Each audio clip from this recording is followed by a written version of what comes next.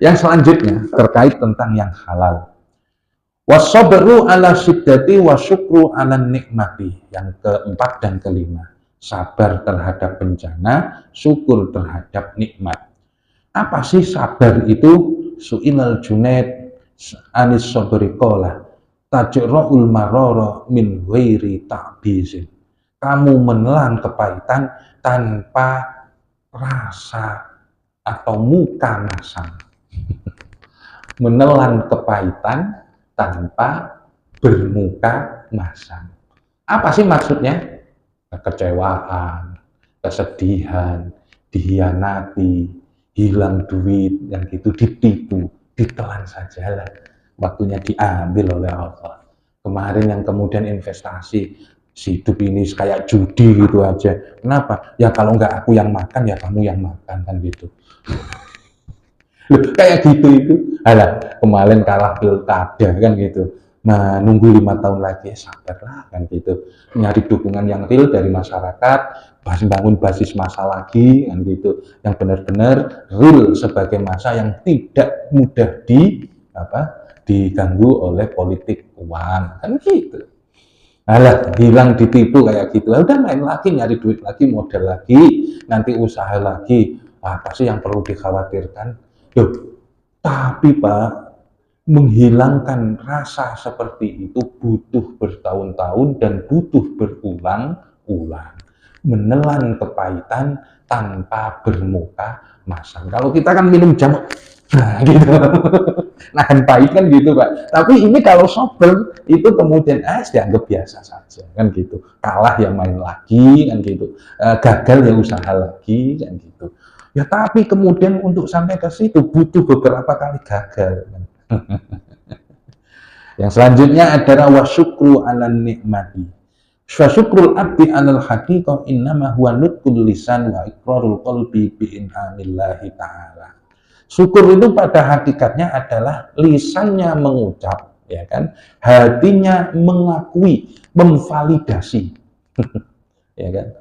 Aduh, hidup ini kalau nggak dapat kasih sayang orang, mana mungkin aku ini bisa hidup. Kan kita ini hidup itu mengandalkan belas kasihan orang lain, betul nggak Pak? Ada yang mau ngaku apa enggak kayak gitu itu. Ayo, monggo kita angen-angen hidup kita. Kita hidup di dunia itu kan gitu, berdasarkan atau bersandar pada belas kasihan orang lain. Loh, kok bisa kayak gitu? Nah, itu sisi ego kita rendahkan. Maksud syukur itulah yang seperti itu. Karena dalam hadis disebutkan, man lam yashkurin nas, lam yashkurillah.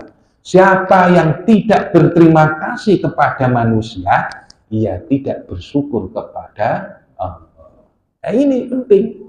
Loh, saya contohnya, kalau nggak diundang ke sini, nggak disuruh ngaji ke sini, nggak ada belas kasihan dari sampean-sampean yang mendengarkan, mana mungkin saya bisa hidup. Iya kan? Ayo. Yang bapak-bapak ini yang sudah ini, kalau nggak ada belas kasih istri kita, anak-anak kita, yang Jowo, apa ya Jowo itu, yang berbelas kasih untuk menopang hidup kita, kan mungkin kita ini bisa hidup. Nah, itulah yang dimaksud dengan man lam yashkurin nas, lam yashkurillah.